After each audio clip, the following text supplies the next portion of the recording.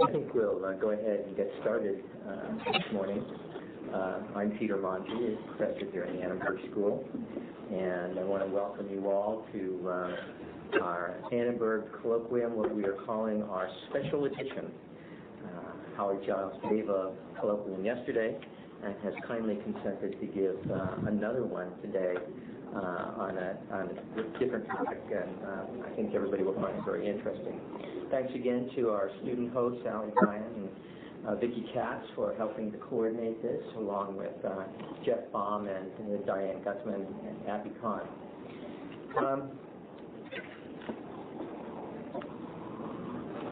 I know that some of you were here yesterday at the colloquium and heard me introduce Howard. I'll give you a brief background nonetheless. And some of you weren't here yesterday, so we'll tell you a little bit more about him. Howie is professor of communication at the University of California, Santa Barbara. He's jointly appointed in psychology and linguistics. He was chair of the department there of communication from 1991 through 1998. He was formerly chair of social psychology and the head of psychology at the University of Bristol, and he tells me that he is also an honorary professor of communication at Cardiff University in Wales. How do you become an honorary professor? They need help. They need help. I see. Okay. Howie has written and edited more than 20 books and published over 100 journal articles and book chapters.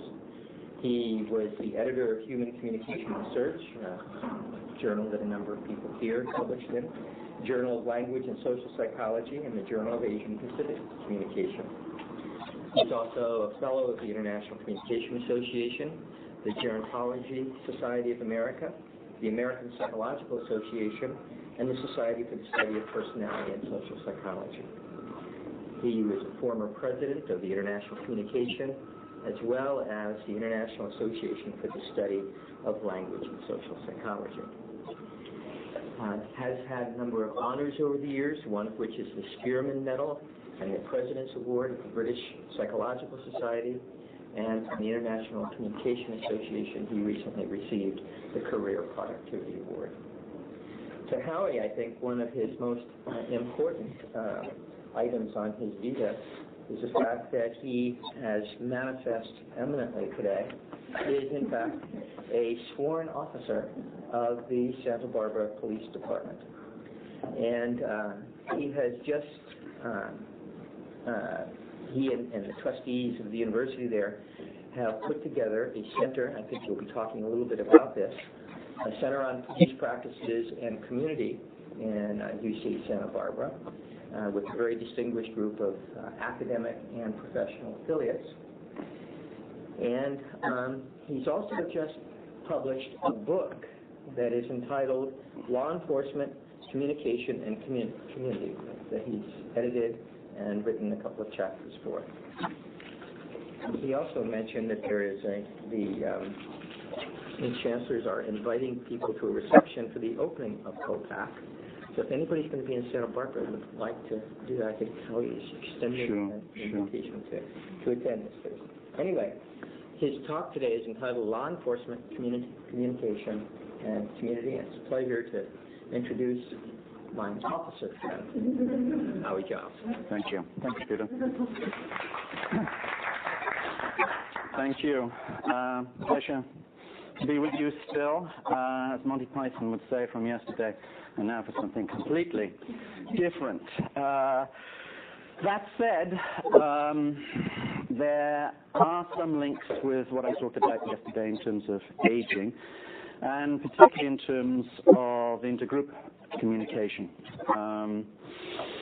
I've been working in intergroup communication most of my career as a generic, and those of us in the area of intergroup relations, intergroup communication, would provocatively argue that, if one wants to put a figure on it, and some of us love putting figures on it, about 80% of our interpersonal interactions, exchanges, are arguably intergroup. And different processes arise when you define a situation in intergroup terms than in personal terms. So over the years we've been studying male, female, age, all sorts of different kinds of interactions that are intergroup, and this is one of them. Okay, and just in terms of the aura of the uniform, people usually don't, even when they know me quite personally, deal with me as Howie, okay, in uniform. So this is an interesting, for us, component of intergroup communication, and I'd like to talk about that today and why it's worth studying from a communication perspective, and also kind of various intervals branch out to other aspects of intergroup communication too.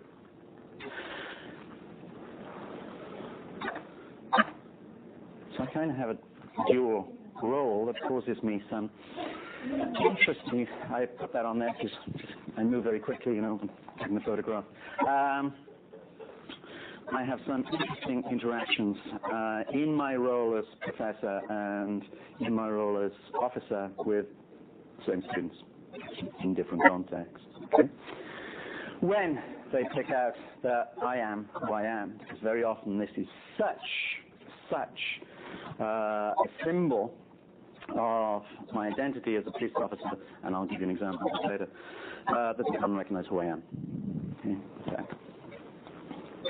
So I am a reserve officer, Santa Barbara Police Department. The only difference in our entire equipment is the fact that on top here it says reserve officer as opposed to officer, police officer.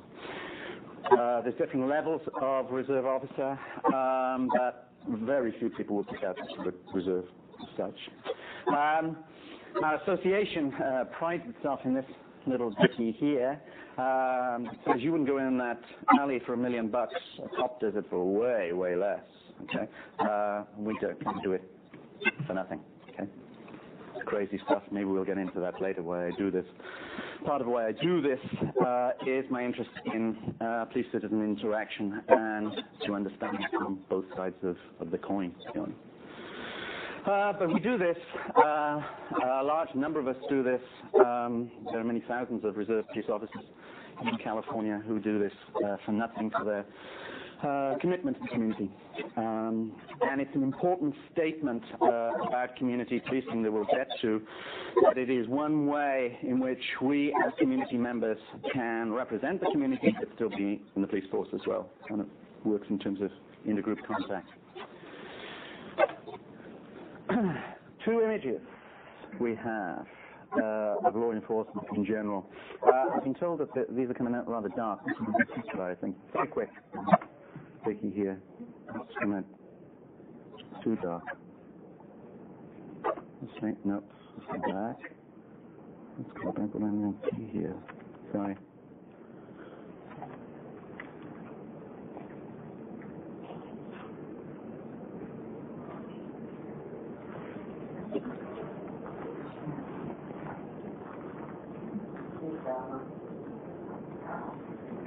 Don't see that there, but cops aren't cute, okay? Apart from some of them I already showed you at some level, arguably. At some level we are despised, stereotyped. There have been many occasions when I've been involved in an altercation with some students who turn around and say, "You, cop, you're all that insane, okay, pure and good stuff. None of you have got any education, you know, put together between you lot, okay, it's kind of interesting, it might really work." Okay, fine. So we can be revered by some sections of the community, other sections despise us, you know, two sides of the image. Some people will hold both, depending on the situation, whether they need help or whatever. So it's an interesting job because in some way, one could argue that police officers are a stigmatized group, depending on the community in which one's in, and adds all sorts of interesting dimensions to stigma theory, arguably, because here is a group that's also revered, perhaps. So I'd like to talk about why we might study this. Perhaps it's obvious, but I think it lays down some foundations. and lays out some interesting issues, I think. Today I'm not going to talk about data so much as to give you some images, to give you some concepts and some issues. Okay. I think there are some theoretically compelling issues that may be relevant to this particular area, particularly relating to intergroup communication and intergroup contact and some of the applied implications of all this. More specifically, I'd like to talk about the prevalence of crime in our society and other societies, and talk about a group that I hinted at another dimension of yesterday, a very vulnerable group who can be victims of crime, and raise some media issues that might be of interest here about that. I want to look at social identity theory as a way of accessing some of this, and also look at the diversity of intergroup contacts that affect policing. Look at a bit of the flavor of accommodation theory and how that might relate particularly to non-accommodation as such. My work in the past has been concerned with if people accommodate each other, then in many instances they can gain a favorable impression of each other. Accommodation, supportive, nice fuzzy fuzzies. Right? And in some instances, and this is what compelled my interest theoretically in this particular area, an accommodating cop in some instances can be a very vulnerable cop, and sometimes even, if one wants to go to the extreme, a dead one. And so there are some instances where non-accommodative stances can be extremely important for survival, in ways perhaps that are not generally appreciated, but attributed in other ways.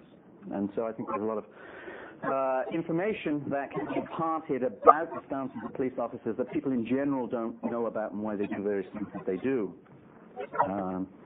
And then an applied agenda about community policing and contact issues.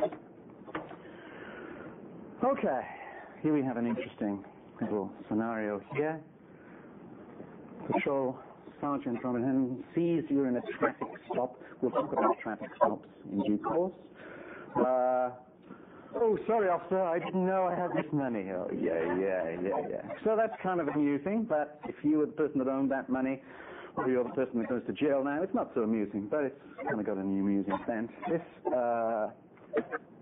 This year is kind of less amusing, where we have a guy here in Orange County finds all these weapons with a guy who is going to whack a bunch of people, particularly around a nuclear power plant. And we all know after 9/11 that security and these issues are extremely important. Very important, of course, because as this little article says here, more Californian youth are murdered than die in a car accident or any other car accident. So these are kind of grabbing important issues as such. For years, Americans have considered, and Californians in particular, all the issues that compel them. Crime is the biggest one. And this has been recorded time and time again in all sorts of Gallup surveys. On people's minds, crime is a particularly important issue. And an important issue that we in communication and marketing may take on board a little more than we do. There has arguably been over the years, we've had figures about this, a decline in crime over the years. Whether that is paralleled by citizens' and communities' perception of that type of crime is another thing. My intuition from talking with people in the community suggests this is just as an issue, irrespective of the statistics. For them, and particularly elderly, as we'll come to, and the statistics themselves will just tease apart a little bit. This guy here, Dean of College of Criminal Justice, says the statistics obscure the fact that there are two different crime trends in America. One for the young, as a group, intergroup again, and one for adults. Interesting distinction there. And they're moving in opposite directions. So while in general the crime figures are coming down, actually for youth they're increasing.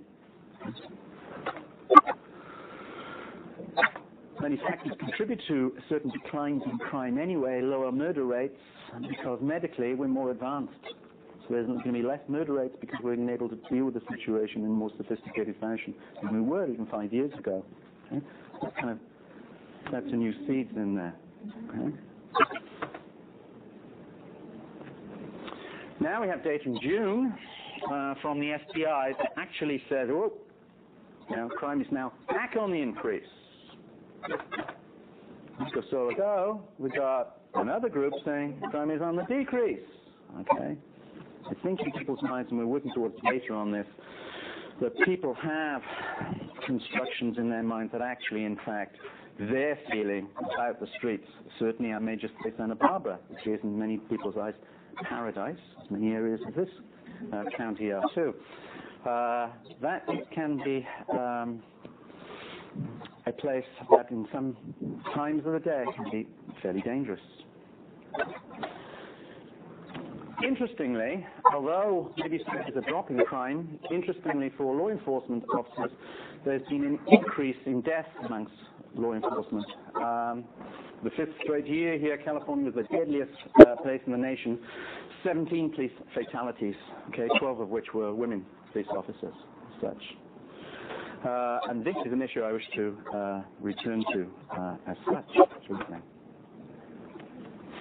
Here, just a few little figures. Here we have 700 police officers in the United States.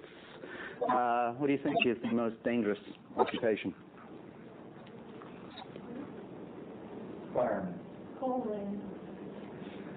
Good. Good.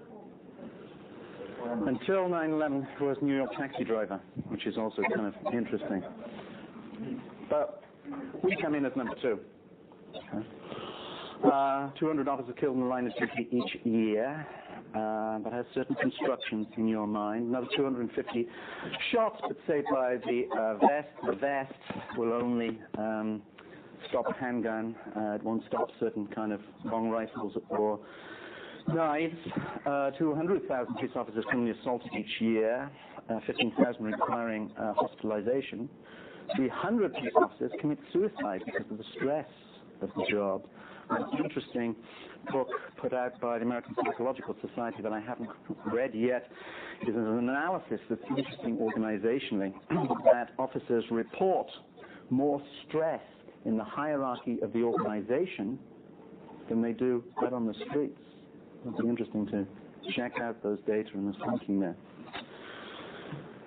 Anyway, these figures are kind of burned into officers' minds, and the notion that's bandied around, and you see it on cop shows and whatever fictional ones, be careful out there, is one that's actually really said officer safety is kind of the buzzword. It undermines a lot of what I'm going to talk about today. Here's an interesting site. 50% leap in gun crime in Britain. That's not a what you normally see, but now officers are more and more being armed in Britain. It's becoming an issue not only in the United States but worldwide. Here we had very recently this year where 47 officers were injured after a football match. 24 police horses were injured in a ferocious kind of activity there. Germany too, there are often many jokes sadly levied against the United States about shootings in schools, but this isn't just endemic to our own culture. Here we see in Germany the fact that a student killed 13 teachers in Germany.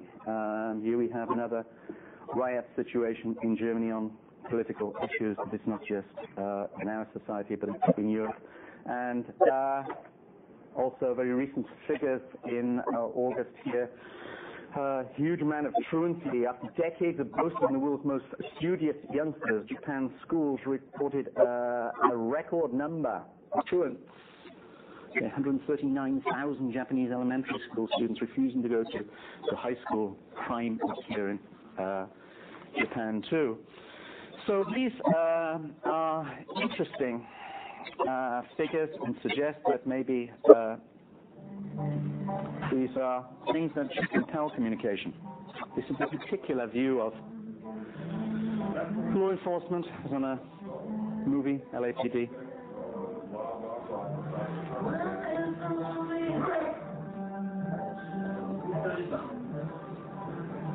Not an easy job. I get a call on the radio. Dispatch. He said, and Stigma. This is my job. And I love it. Because I want to do well. In this life and in this world, I want to do well. And I want to help people. And I might get 20 bad calls a day. One time, I talk to someone, and say, correct the wrong or right situation, and I'm a happy cop. And when you move through this life, we should try and do good.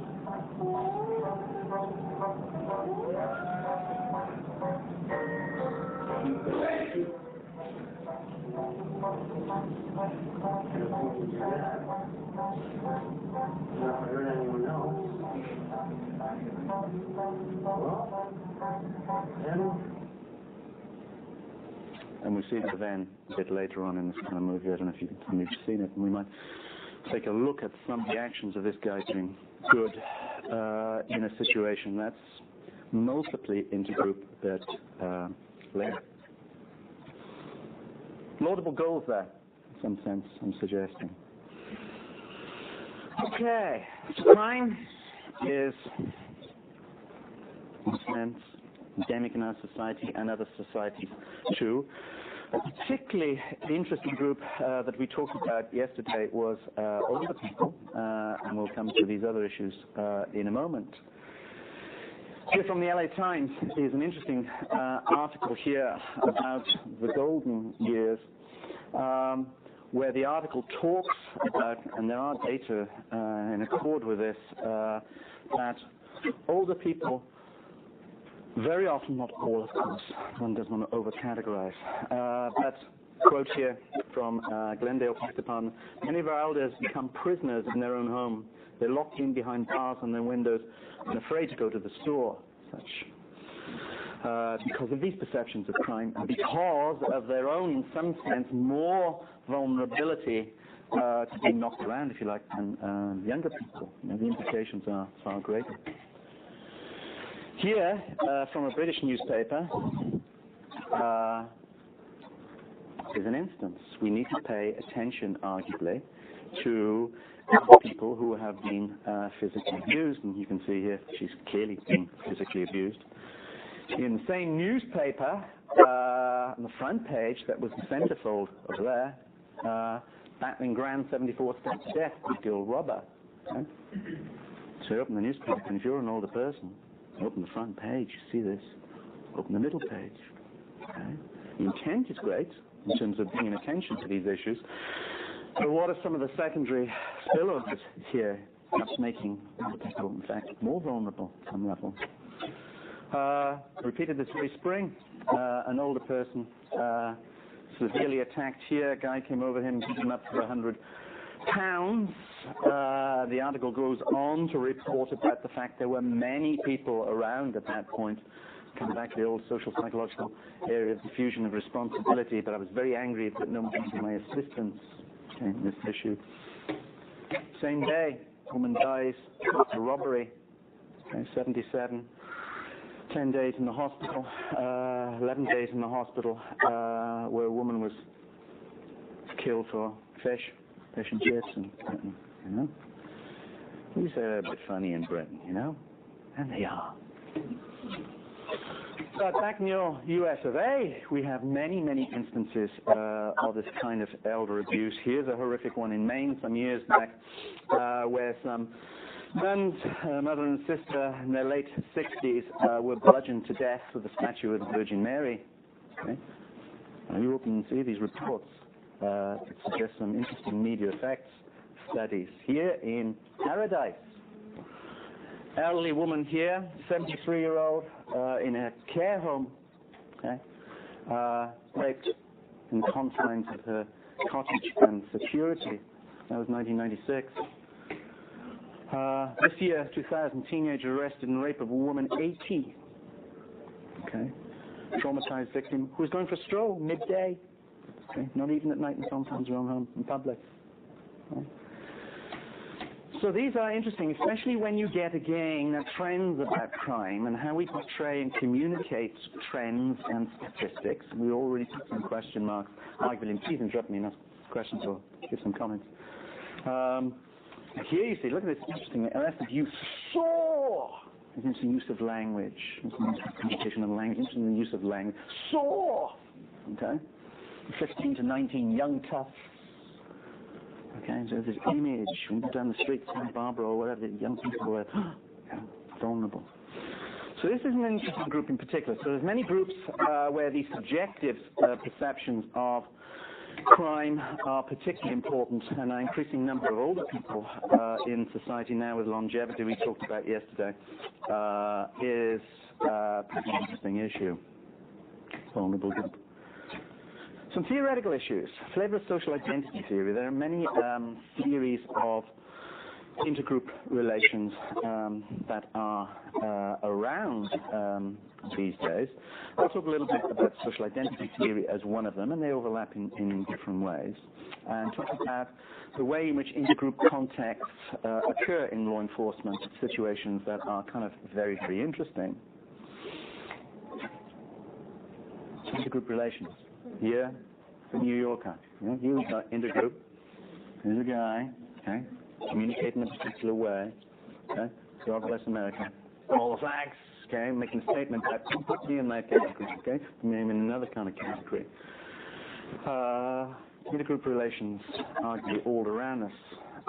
And so Tarschfeld and Turner, Bristol, my old university, talked about a dimension that I think is fundamental here between at one level inter-individual and another level intergroup relations. And Tarschfeld and Turner would argue that you can put all social interactions, whether you observe them on the media or you have them personally or recall them, along this bipolar continuum. Okay? One end, inter-individual. Okay? And it's called inter-individual advisedly to distinguish it from interpersonal. Okay? Inter-individual means you're having an interaction. I'm having an interaction with Ricky, we have at some point, which is purely inter-individual. Okay? The fact that I am older, UCSB, not USC, male, cop, okay, in this instance, okay, is irrelevant. It's kind of interesting when we come to police-citizen interactions. How do you have a situation that's inter-individual when you're wearing this lot? Okay, very difficult. Or when you're elderly, for instance. So here I have, this is where Vicky and I have a chat where her background, religious, ethnic, is totally irrelevant. We have two minds, hearts and souls meeting. Okay? That's one extreme. When I talk to my intergroup class, when I talk to my students about this, they say, yeah, this is the interactions we have. All our hearts and minds are meeting. These are kind of things we don't do intergroup stuff. Where the other end of the continuum is intergroup, where, and I think a good example of this, only one example is cop-citizen interactions, where they are based totally on one's group membership. Okay? And one of the things in police training is when one is verbally abused by a member of the public, there is nothing you can do but take that verbal abuse. Okay? And one of the things that one is trained to do is not take that abuse personally. This is not directed at Howie. This is nothing. It's nothing to do with Howie. Nothing to do with you. It's the fact you're an officer. Okay? There's various ways of dealing with that, arguably. But it's difficult to not take that personally. Okay? Obviously. So the other end of the continuum is totally intergroup when one's interactions are based entirely on one's social category memberships. And I think this is, again, as I say, is a good example. And the point I'm trying to make here is interpersonal relations.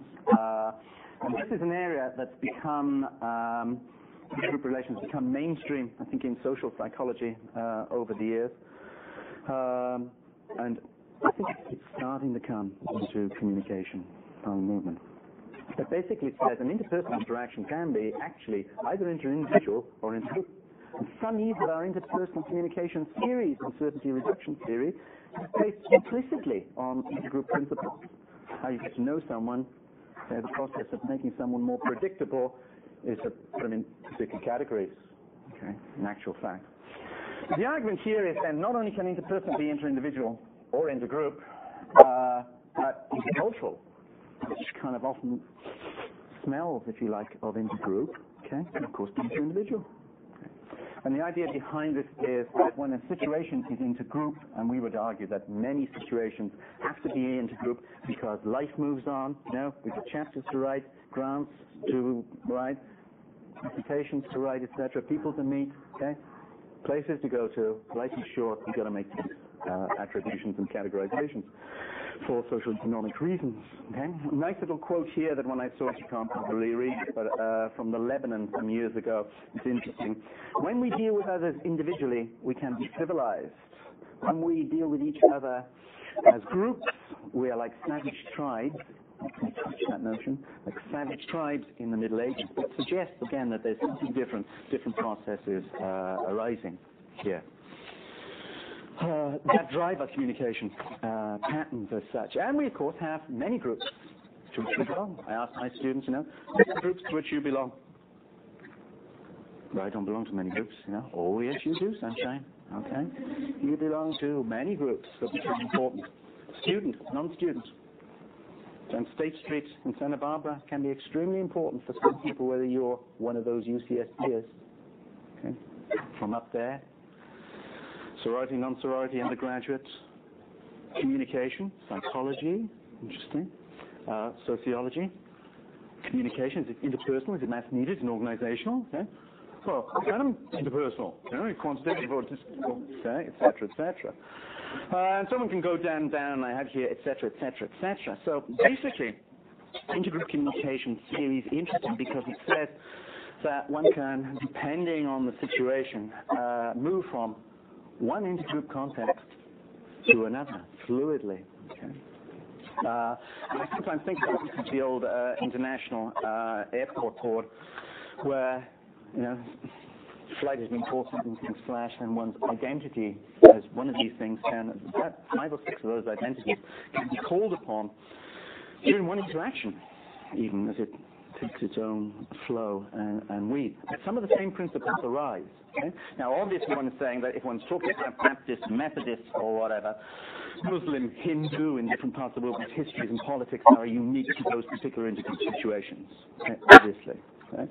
And unique to particular police neighborhood situations based on histories of so-called violence, etc. They're particularly unique, obviously.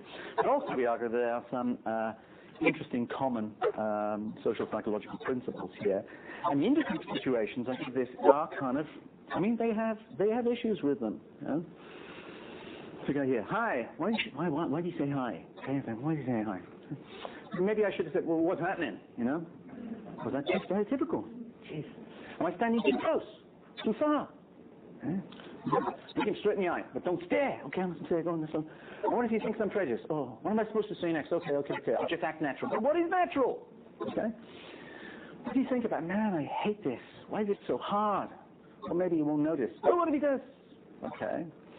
These situations can be, like this is clearly at the level of conscious awareness. Others, we don't even know we're in an intergroup situation because it's moving on so quickly. But can be kind of difficult to manage as such. So we think that intergroup interpersonal processes can be very different. Here we have one. My kind and your, us and them, okay? Equality for my kind, equality for your kind. Okay then, okay. Warm fuzzies. Little huggy-wuggy, okay. Turn your back, boom, I was doing it the other day, yeah. So something that's going on that's it's kind of difficult to break out of these kind of molds. And one of the things that policing is concerned with is breaking those molds in some ways. And so maybe social scientists have a lot to offer here, I'm suggesting. Now we prefer, we had that inter-individual, inter-group continuum. We prefer, and I'll draw upon this a bit later, we prefer to separate that bipolar continuum into two separate continua. Inter-individual, high-low, inter-group, high-low. Okay? Where, of course, you can have quadrant 2 here is inter-individual high, would be the other end of the bipolar quadrant. Low allows you some specificity rather than just a single continuum. And here we have intergroup high, inter-individual low. Okay? I think this is a kind of, these are interesting quadrants, particularly this one that we'll get to, when both are happening. Okay? Maybe in some organizational situations where we have workers and management trying to negotiate a dispute. It's really intergroup for certain people around the table because you're representing your group and its interests and its values. And equity issues. At the same time, you know the manager personally. And you know how to tweak his buttons or hers personally. So both can be operative. Also the instance of that often seen we're moving into the area of adolescence at Santa Barbara and looking at the ways in which mothers and fathers say, yeah, now you've reached this age, okay? Now you and I can go shopping together and kind of we're women and buddies or men buddies. And that's great. The relationships are different, not intimate anymore. However, I want you back home at midnight. Okay. In other words, it's both trying to reach out for kind of both. Now this quadrant, is very interesting. And in the intergroup arena, it has not commanded much attention, I think. And it's been sort of theoretically uninteresting, where you define a situation, say here, as low intergroup and low inter-individual. You're not cognizing anything in these dimensions. You're not there. Okay? Now, interestingly enough, this quadrant is one that police officers are often involved with, because very often we are dealing with people who are in this quadrant. Okay, there's 80% of the problems that we have with confrontational problems are with people who have taken too much alcohol or have problems. Okay, they're not kind of there at some level and are doing things in ways that they normally wouldn't do, arguably. Okay, we'll come back to that a bit later. So, that's social identity theory, or a section of social identity theory. It's important. Conflicts abound in our position, and as we all know, here's a pretty interesting situation, bounded from Rodney King, as such, that have led to all sorts of remedial strategies about policing and led to all sorts of constructions about policing in society. Okay, many people will feel in the Rodney King instance, we've got them on videotape now doing stuff we know they've always been doing, but now we got them doing that. Okay? People's construction. So when people have formed these ideas in mind about police restaurants, if you say to people, what do you think about the police? People will very often come out with a particular answer. If I ask my students, what do you think about police officers? Boom, I'll get it. Okay? If you say to people, what do you think about restaurants? I say, that's a crazy question. What are you talking about? It depends whether it's this, this, and this. You say, so it is with police. Okay? Many different kinds of police officers in our area in Santa Barbara, as in LA. There's the campus police, there's the sheriffs, there's the chippies, California Highway Patrol, and there's the police department. Each have their own uniforms, looking very different, each with their own values, each with their own norms, each with their own communication stances, each with slightly different views of community-oriented policing. So when instances like this happen, the Rodney King instance, we're very concerned about the ways in which large-scale instances in the media form impressions about police in general as a social category, and to a large extent, whatever you do one-to-one may have little effect unless you change the larger scale issue. And there are large numbers of these around. Beverly Hills is the instance here. A 72-page complaint filed in U.S. District Court in Los Angeles. Beverly Hills Police Department says the police department has a custom, policy, and practice of making specific random stops of African American males and engaging in the harassment of the same group. We'll talk about that below. Of course, this is illegal. You can't do this. Okay? One of the things we don't do in Santa Barbara, the police department, is ethnically profile. That is illegal as abhorrent. Okay? But people still do it. Okay? If we stop a certain person, okay? It's for ethnic profiling. Many instances of this we have in Cincinnati. Recently we have problems there. This is not to dismiss this. It's happening in certain police forces, arguably, but at the same time we have this in the newspaper article on unnecessary force against blacks here. He wants to do more to hold people accountable for their actions against black group. Okay? White officers, not only whites, blacks, African Americans, but white officers, black youths, confounded. You all know this instance most recently. That's kind of, just fuel the instance of it here. This is an interesting encounter. The police officer has a very different account of what was happening in that event. Also get African American officers accused of racism. African American officers with a white suspect accused here of leaving this white suspect in an African American area. Okay, so it can work the other way around as such. Here in Britain, very recently in June, white officers beat up black people. Intergroup within group, arguably, alleged at least. Oops, I had this problem yesterday. I don't know why. Same thing with Latino community. We said also profiling. Okay. Here we have again on videotape. You may recall down south from here where immigrants were picked up and beaten up by sheriffs on videotape as such. Okay. Hard not to take away those images as such. Now, most of the situations that we deal with, the intergroup and inter-ethnic situations we deal with, because often the police come in as a third party, a third group. And an interesting quote here in this article is that the police often feel that there are conflicts going on in this particular situation between Asian youth in Britain and their parents and the different value systems operating now with Asian youth and older Asian parents. And there's some rioting going on that they are the anvil upon which the real chaos is being propounded, such that they start to be blamed for other instances of concern. Here we got many instances. I'll move through these very quickly.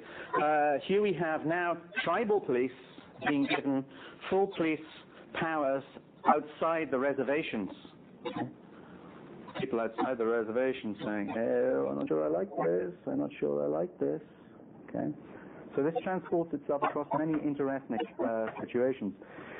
The gender ones too. We have in Santa Barbara Police Department. We had an instance recently of gender bias in terms of promotion issues. Okay, female officers, male officers.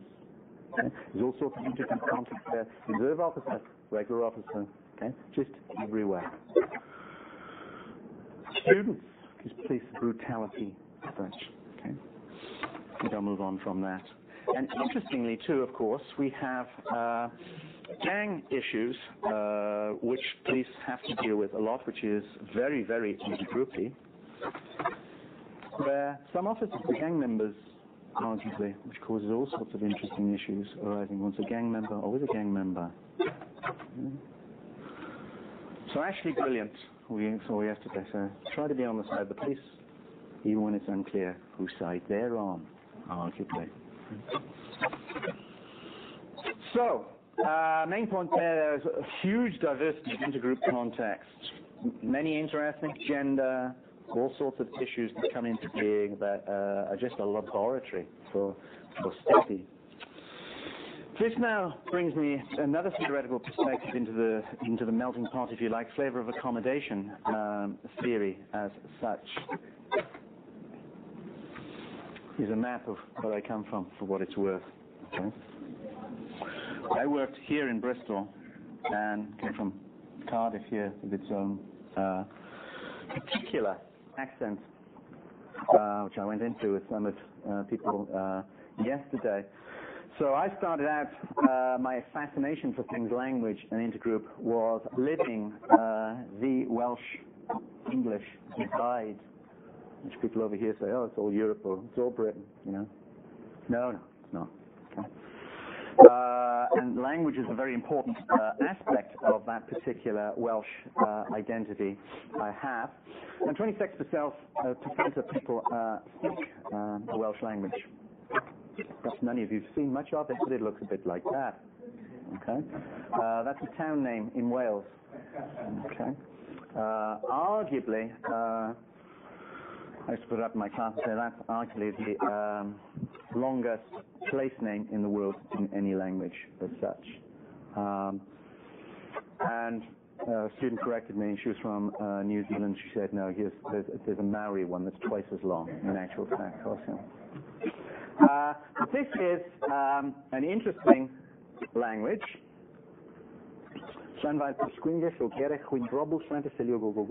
Okay? Very different kind of language.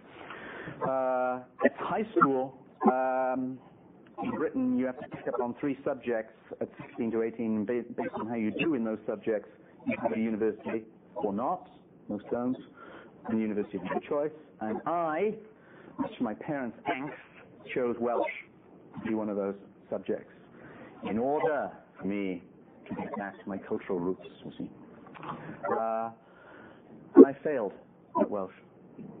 Okay. In fact, the guy that was teaching it ended with us, and he had taught for 40 years, and he had never had lower than a B grade. And a B grade in the British system at that point was about 10%. Okay. And he said to us when we arrived, he said, "You 5 boys," he said. So he had 40 years, 5 each year, 200. He said, "You 5 boys are the best 5 boys I've ever had." And he said, "In fact, you're so good," he said, "the readings that you're going to do, the poetry that you are going to imbibe, the novels that you will read, okay, are actually written, okay, by my old boys, okay, who've gone out and done things internationally." And he said, "You're better than them." And that was his first and last failure. So I'm lucky to be here in this particular room. Which sparked my interest in things. Why would I fail my own language? Say, well, having listened to you now for, I don't know, we can figure out pretty much why.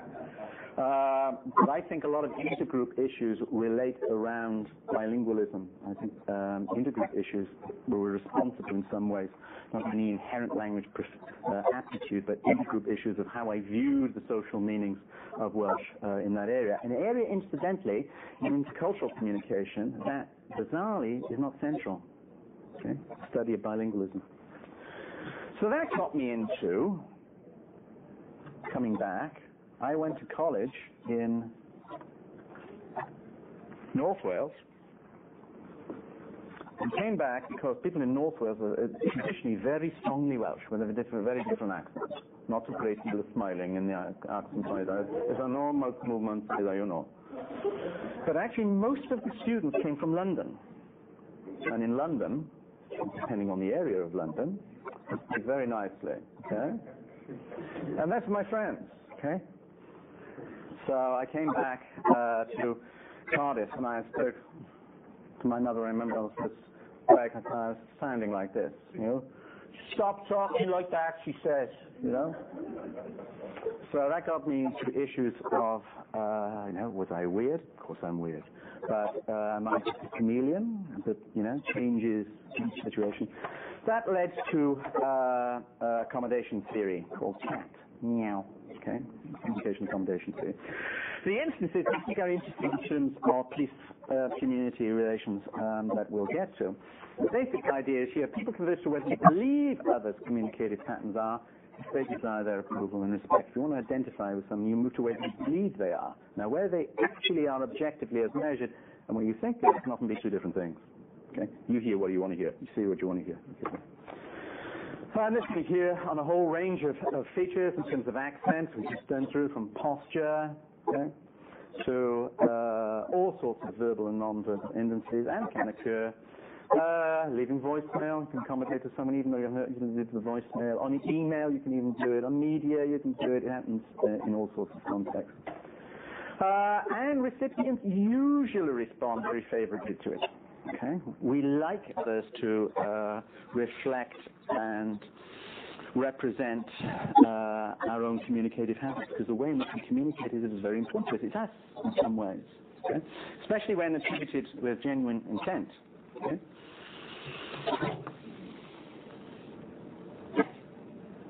Here's on a website here relating to marketing in Japan. That's Japanese for you're toast, sunshine, if you don't accommodate to us in Japanese. Okay? And you'd think people would. And we'll see they don't. Okay? Now, the most interesting part of the conversation, I believe, is its intergroup component. People are not madly keen if you don't accommodate to them. Because the message implicitly is, if I don't accommodate to you, that means I don't want your approval and respect, arguably. I don't like that if you don't want my approval and respect. Okay? People don't like non-accommodation, and we'll come to that a bit later. They particularly not madly keen on divergence. Okay? And people diverge away rather than converge, move away communicatively, okay, which you can do in distance, okay, from posture, very easily here. I mean, I can diverge from the citizen very easily. If they desire to symbolize their distance from them or disdain from them, maybe arguably. Again, divergence can occur on all sorts of range of features. My British accent can become way more British in certain ways if people start attacking certain things, parts of my old identity. Okay? So I go to Britain, okay, and people start attacking, why did you leave here into that older... I'll start sounding American, okay? Which turns out to be somewhat Texan sounding. But it's my approximation of what I can do within limits. And certain times, certainly on the streets. Excuse me, ma'am, can I see your license? I'll move into that kind of mode. Divergence can occur on a whole range of features that, and particularly when one's social identity is salient. Okay? People not honestly madly keen on being the recipient of divergence. People often take it personally when maybe all you're doing is making an intergroup message as such. Okay. Other members seeing you, other in-group members seeing you diverge, of course. Hey, lay it on thick. Okay. But language and communication is a very important aspect of our group identities. Okay. Be it ethnic, be it academic with our jargon. Okay. Most groups have their distinctiveness is through communicative linguistic non-verbal dimensions. So divergence and these issues are very important, we would argue. How easy is it not to accommodate fully to other groups? What might the perceived effects be? It's kind of an interesting issue here. U.S. humanitarian aid, maybe you remember this. Okay? We're doing a good job here. Okay? In Afghanistan, we have to celebrate, and we come. Contents of these packages, however, struck some of the villagers as strange. Standard Afghan fare consists of bread, meat, and rice. The packets assembly, well, that's Texan for you, contains such American favorites as peanut butter, jelly, spicy beans, and rice. You may say they're lucky to get it, but maybe not. While most Afghans eat with their hands, each American kit contained plastic Tupperware and packs of salt and pepper. Directions on each packet were printed in English, French, and Spanish. Okay. The language spoken here is Dari. In actual fact, reporting of that is inaccurate. There are many, many languages in Afghanistan, dozens of them as such. So here's non-accommodation, okay? They're happy to have it in this instance, and it's kind of amusing but interesting that we do that as such. The social identity and accommodation theories intersect here because communication, as you mentioned, can be a very important dimension of one's positive identity. It's non-accommodating to an outgroup, diverging from them, can ensue for a number of interesting reasons, I think, particularly on language and dialect. To give you an example, in South Africa, it has been reported by black leaders at the time of the Soweto riots in 1976. The Soweto riots, which had an interesting impact in South African interethnic relationships, important trigger of things that happened. The catalyst of this, even black leaders would say, was the edict from the government that black people should now have their children taught in Afrikaans. And oftentimes in studies in intercultural, if we want to get hold of people's feelings about their social identity, we often ask them their feelings about their kids and their aspirations and identities as a sense of extension of ourselves and immortality that we kind of hit upon very loosely yesterday. So now to have your kids being taught about the world in Afrikaans, which for many black people is the language of oppression, that was the last straw. Even black people say, now people argue about what is the last straw. Okay, but it's interesting. There are a number of interviews by black leaders saying this was just too much to have our kids taste, which is interesting, taste Afrikaans in their mouths. That was it. Okay. Friend of mine, another quick example, Esperanto. Esperanto, one of the many world languages. Interesting. If we could all come around the table, okay, and speak the same language, and all we've got to do is make people communicate together. Together, which is interesting from an intergroup perspective. You see it all the time in the book. What we need to do is to put them together. Okay, intergroup communication, the person would say, let's be careful now. Because if we put them together around the same table, they may be throwing those chairs at each other. Okay? So, Esperanto is interesting. If we could all speak the same language, if we could all speak English, interesting issues now, the English-only movement in California and other areas, all speak the same language, communicate in the same way, all become homogenous, issues now of globalization come into being, then we'll be fine. Okay. And this guy, now a friend of mine, was foremost scholar in Esperanto, which is a mix of different languages, an artificial one. All speak Esperanto would be fine. And he set up the first World Congress of Esperanto. Okay, it was only small, huh? And he told me later on it had to be disbanded. I said, well, why was that? He said no one could understand each other. I said, what? He said, no one could understand each other. Huh? Now, when we talk this through, and it'd be wonderful to have the data there, so no one could understand each other speaking the same language. That's interesting. When we talk it through, it made perfect sense from an intergroup perspective, okay? But not from a lay perspective. Because what had happened is those guys whose identity, whose national identity was important to them, felt speaking Esperanto and communicating Esperanto took away from their feelings of being American, okay? Or English, okay? And there are a number of studies which have suggested that, in actual fact, some people whose identity is very important to them can become fluent in another language and then start moving backwards and starting introducing, in fact, the term was used, errors. Okay? In actual fact, they're not errors. What you're doing is you're anglicizing French or you're anglicizing Spanish. Okay? And so what happened in this instance? We had Flemish Esperanto, Spanish Esperanto, English Esperanto, and we were back to square one. Okay? It's kind of interesting in terms of dynamics there. And nonverbals and dress being extremely important. I don't think we spend enough attention to this in communication as such.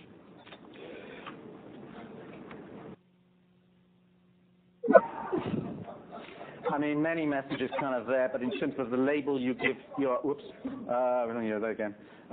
your own group, is communication extremely important in terms of the differentiation, even within the group, in terms of the popular front, people's front, you do need that kind of distinctiveness. And final nice little example of this, if you think. I don't know what you're talking about half the time. Why is it? I don't know. I mean, you just go on and on talking about nothing. Why can't you have a normal conversation? You're always trying to sound like some damn medicine man or something. I mean, how many times have you seen Dances with Wolves? 100, 200? Oh, jeez. You have seen it that many times, haven't you?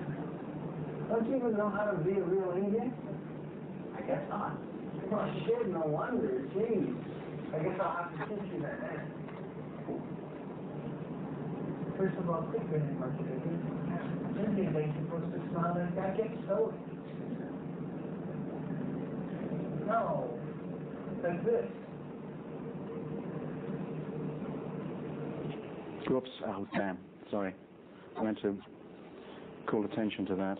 I'm going to move it on. Damn. This goes on in terms of the stoic, and he tries it. It doesn't work, and he tries it again. And the stance is very important in terms of communication, in terms of being what you are as a Native American, and in terms of being talked to. There's a certain stance. Okay? And it goes on to the dress style, which you could look in the hair. And the hairstyle is interesting. There's different kinds of hairstyles and different kind of images that can be portrayed that are really kind of interesting. So, non-accommodative stances in police work. Let's see, how are we doing? I've got an instance of that cop here.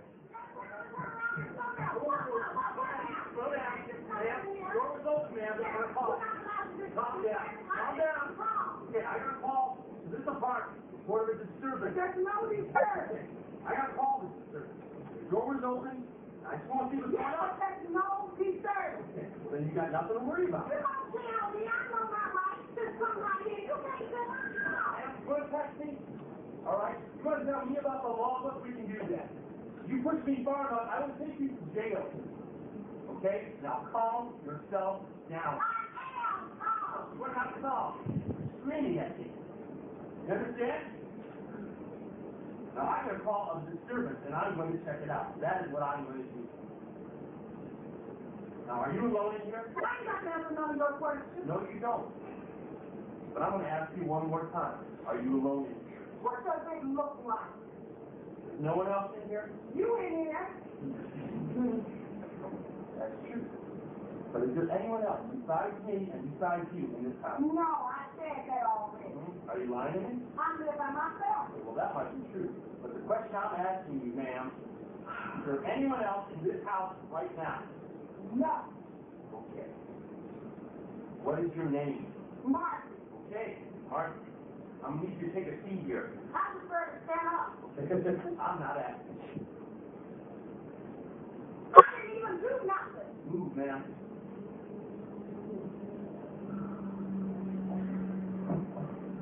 Okay. Like I was saying, I'm here to check on the disturbance. Now, some of your neighbors called and said they heard screaming and a loud crash. I don't even know no loud screaming. What was that? I didn't hear nothing. Get that camera down. I never do that. Did I do this? Did I do this? Not exactly, man. For what? For what? For what? Huh? Tell me for what? Don't tell me for what? I asked you to sit on the front of it. This is bullshit. This is fucking bullshit. You know, please let me back up. What the fuck is this bullshit? It's bullshit. I want you to stay right there, Marcy. Right there, Marcy.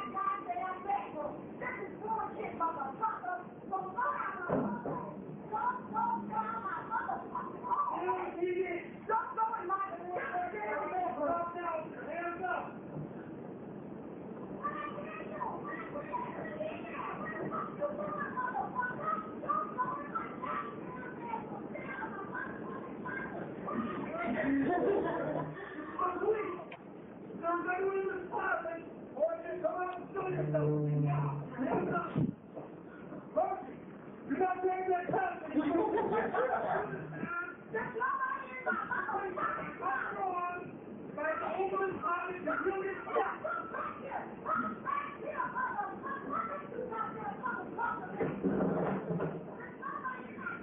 Percy, quiet down.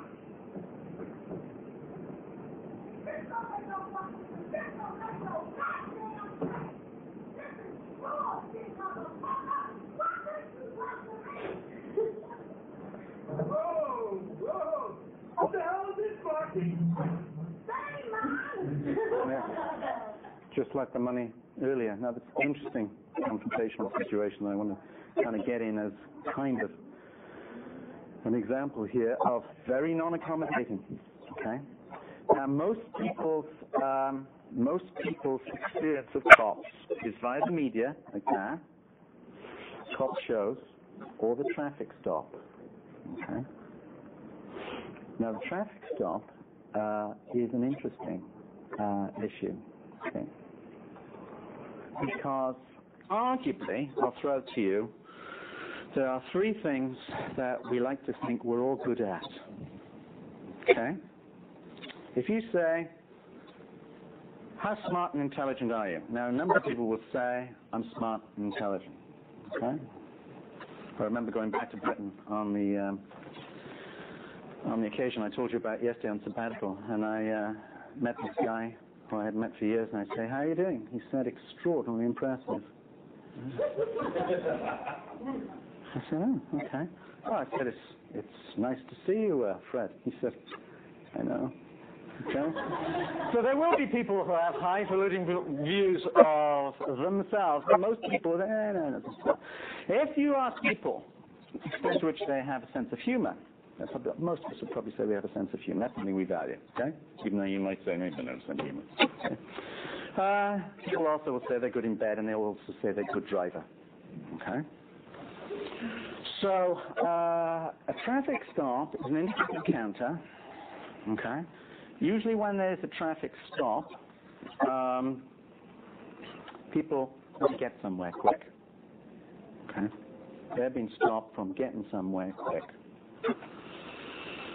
Now, how do you feel in a traffic stop? How many people have had this traffic stop here?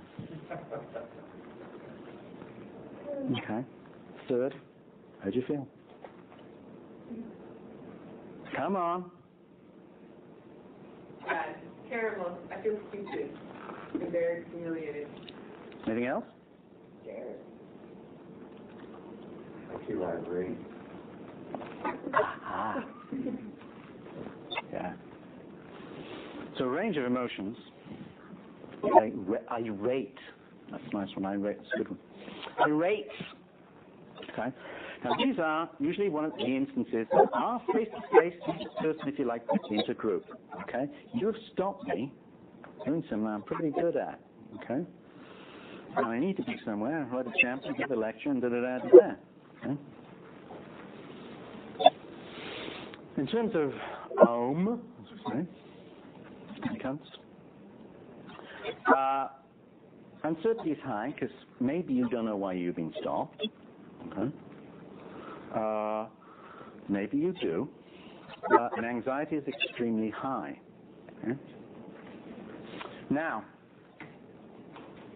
what is the main goal of an officer? What is the daily goal of an officer?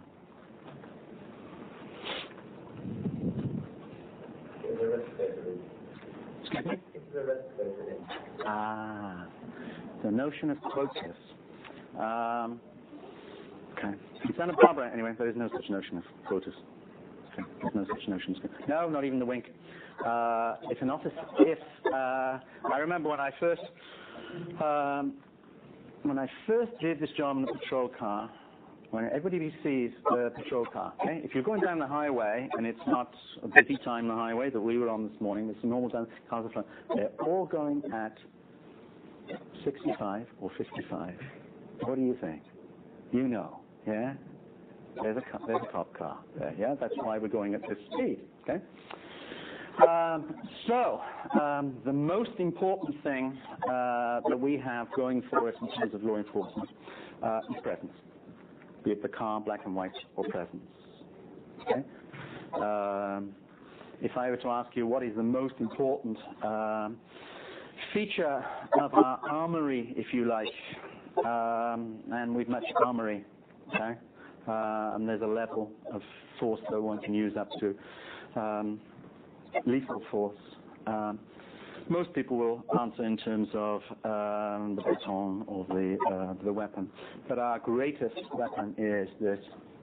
Okay, in actual fact, not to let it escalate in any sense. So presence is very important. And so on the first patrol, I'm wandering around, nothing's happening much. Finish the shift, I go home, and halfway home, I think, I'm going to be lucky to be alive on the way home. There's people are coming out of nowhere, red taxi stops, everything stops, okay? So out there, in terms of traffic, people are interesting drivers. There's many violations. And if it's a cop, you don't have many citations. Arguably, maybe you're not doing your job. Arguably, okay? So there's a lot going out there. So in a black and white, you don't see it because everybody's seeing. Okay? No one will move. Okay? What is the daily goal of an officer? To get citations. Any other advance on citations and quotas?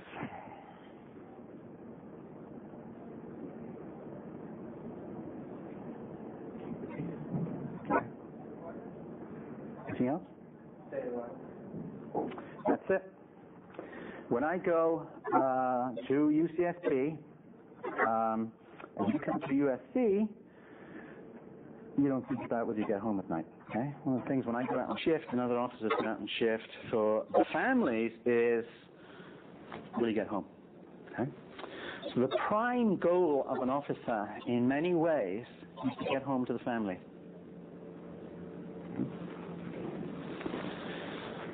That's not well understood. I mean, this is not something on your mind when you're in the traffic stop, that you're irate or angry or embarrassed or, you know. Okay. Now, what is, I'll ask my friend there, what is the value of a citation? The value? Or a warning? The price is $45 and whatever the value of the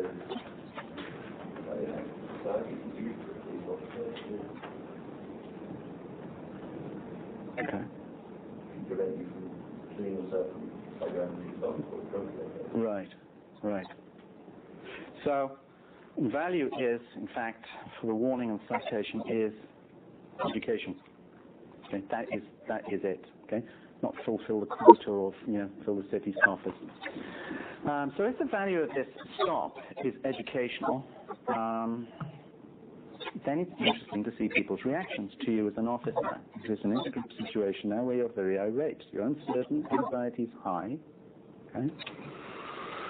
This is approach to this has previously been called, a traffic stop has been called a low-risk traffic stop. Okay, that was what it was called before. It is now called an interminable risk stop. Okay. Here's an instance of a guy, CHP officer, who's making a low-risk internal traffic stop. Some violation on the car. Probably going to give the guy a warning. We don't know. Okay. If in the first instance we say, do you know you went through a red light? And they say no. Okay. Value now is educational. Okay. Now people start arguing, no, they didn't do it. Okay. So you can see this is not completely educational. Okay. So someone says, oh, geez, yeah, I'm sorry, officer, I wasn't thinking. If you said I did it, and usually we count 1, 2, 3 seconds together, but this guy's gone. It's not as though it's ambiguous, it's just been gone through. And the guy argues, or the gal argues, and they're under stress.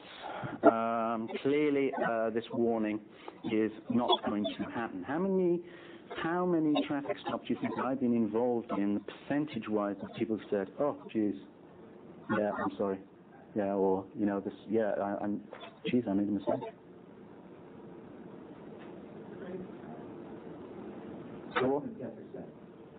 Zero. This is not just my experience, but the officer's experience too. Most people, a lot of people get confrontational. Okay. And the value of a warning is to say, okay, I did this. Okay, then that's fine. Maybe I don't need to give you a citation. I'll give you because you got the drift. Okay. Now, also interestingly, because studies have followed this up with people, but the change in behavior of a warning, okay, lasts 3 weeks. You follow them through around in terms of their driving behavior. Okay? An actual citation fine lasts 3 months. Okay? A little longer. So that's kind of interesting in its own right. But here we have a traffic stop. Coming back to this, here's a guy who's traffic stop. Ultimately, was killed. Okay, this guy. Now, the issue here is that this indeterminate traffic stop, issues of vigilance, most murders of police officers occur in low or high-risk traffic stops. Okay? This is a situation that can be potentially exceedingly dangerous. Okay?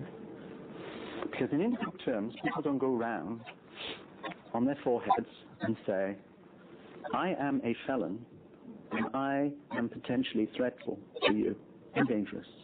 Okay? In fact, quite the opposite. Okay? You can do that communicatively. So you say, well, you stop someone and say, well, you're a student. I'm only a student. Why are you stopping me? Yeah. Well, I'm only an old lady. Why are you stopping me? Okay? Why are you getting this answer? Okay? Most murders occur in low traffic stop situations, where officers are killed, often the intention suggests good-natured, well-liked, conservative in their use of force, likely to be complacent, accommodating complacent. Okay? Now, you don't know, particularly in this the issue of 3 strikes in California, you can stop someone, and they've been on a heist of something. They've got drugs in the car or something, and they ain't going down. Okay? And they are going to maintain a stance, okay, even until the last moment, because if they are a felon and gone through prison and done all the practices of learning of resisting arrest and understand the dynamics of what we're all about, 21% chance the last very moment. They're waiting for your guard to be down. Okay? 49% killed in custody. Okay, as such. Other people over 40 killed, look, ordinary citizens. They're meant to look ordinary citizens. Okay, you'll find examples on movies, etc. So this for officers is a potentially dangerous situation. If your anxiety is high, how about ours? Because we don't know what's going on until we get a call. We've already called in the plate before we stop you. Okay? How many people do you think stop when we put the lights on?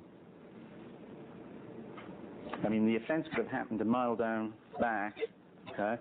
We want to stop you in an area that's safe, not cause, more disruption. A lot of people don't stop. I mean, even when the lights are blaring, and the sound is going, okay? Which say something about what they're doing, okay? They're away thinking about the midterm or something, okay? Now, in a high traffic stop situation, high risk traffic stop, actually the risk is pretty low because you won't stop them probably without 5 or 6 units and the SWAT team. Okay, because cars stolen, potential is. So, with this notion of last moment, in fact, you will see the officer probably and his gun belt when he comes towards you or her. Okay, you see that when he moves away from the car, the vehicle. They won't turn you back. You'll never turn back on someone. Okay? You'll protect the trunk. Okay? Because you don't know what's going to be in there. Like that guy in the movie. You don't know what's in there. Okay? Same in a domestic violence situation. You go in a home, you need to check out who is there. All the time, you're constantly on your mind, is this You know, what's there? What's the danger for me? Because I got to get home to the kid, wife, husband. But this, however, is a very intergroup situation for you who someone's been stopped. Usual tendency is to react. Oh, why don't you go and just, you know, there's thousands of rapists out there, why don't you send some rapists around me doing this, you know? Someone jaywalking, okay? The number of people you see State Street in that quadrant down there I talked about, who are wandering across State Street, okay? Pick him up. You consider giving them a warning or whatever, or a citation. In Santa Barbara, it's illegal to jaywalk. Well, there's no traffic coming. And I say, oh yeah. And in Cottage Hospital, there's 20 people who said the same thing as they went up into the air. They couldn't see them. Okay? So people usually get very antagonistic and don't understand, A, the danger of state they're in, or in a situation where they think they're in the right and are not accommodating. So a number of times I've told our students, I say, you know, think about, you know, not just the stance of the officer in accommodation terms, but maybe your own stance, which has led to him or her now adopting a particular stance. Okay? So a number of students come back to me and say, geez, I'm glad I took, you know, 128 your class, 128, I've saved myself hundreds of dollars. So all of a sudden I hold back and stop being irate and think, okay, now that guy's going through certain things in his mind or her mind, okay, and it officer safety. And I say, and I do accommodating, and I get off, okay.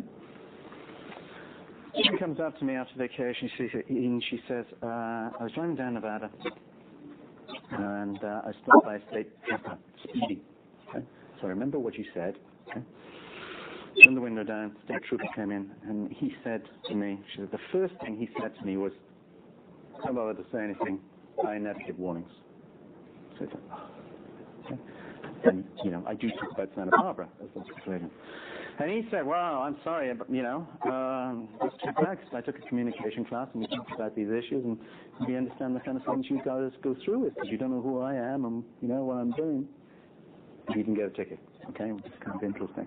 So it's interesting to hear people's, you know, oh, I know someone who was stopped, and all sorts of things. You know, where's the information coming from about your views about officers? So I think there's a lot of education needed to understand officer safety for the public in terms of understanding that, you know, if you have anything that looks like a weapon, I can't wait till a certain point and say, is that a replica or not if you're pointing it at me, you know?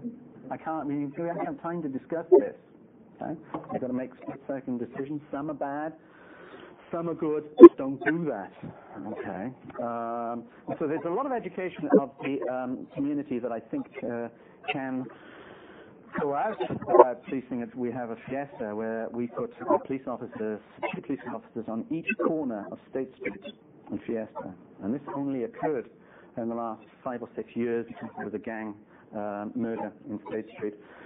It got away from being a family situation. So mere presence idea now. If we're present, we can nip things in the bud as well as send out a message that this is not tolerated. A lot of kids come out and say, "Gee, cops, there's more cops than where I is. Cops everywhere," you know, and they get kind of antsy and a kind of some sense more of a message out there that this is for a particular reason, and this is a particular reason that early in the day we cite on Fiesta time any little infringement we cite. Okay, so it sets the tone that it won't go further. Okay? Now you've got to understand that theory, right or wrong, and I think there's a lot to it, that any minor infraction, even at 8 o'clock in the morning, which can be seen by everybody's eyes are open in Fiesta, will not be tolerated. If you let certain things go, you let open cans go, it'll lead to other things. Okay, we can get away with it. And people need to understand that theory. This is not to say that this is not a two-way street, but people also, police officers, need to be educated in communication issues as well. I know Peggy's been involved with. Haptic gloves.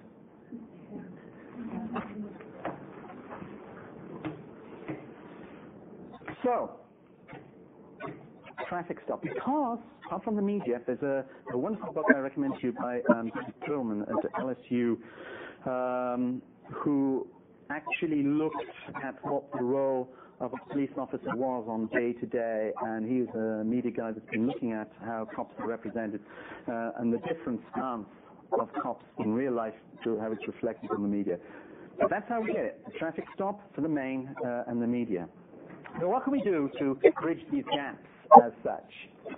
Giles in the town near me, and I'll only be another 10 minutes or so now, says that really what we got to do is better communications. You hear it all the time, interesting conflict. Well, what we got to do is better communications. We've got to see things from each other's point of view. Okay? We got to get cops out of the car and talk. Now we say, now what theory are you working on here? Okay? Maybe in certain areas it's best to keep them in the car. I don't know. Okay? But what's the theory? Community-oriented policing, which is a philosophy, is not simply getting out and talking to citizens and walking the streets. It's trying to involve the public, citizens, the community in the whole process of policing. Okay? And it's not thinking about ways in which cops are just reactive to one event that goes on in them. Then you go